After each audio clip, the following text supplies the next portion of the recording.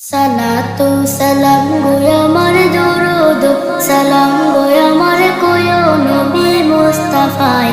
তোমরা যদি যাও গো মদিনায়, তোমরা যদি যাও গো মদিনায়, মদিনা শরীফের মাটি আমার চোখে মুখে বুকে মাখিয়া। এমন পবিত্র মাটি, এমন পবিত্র মাটি আমার নবীর রওজায়।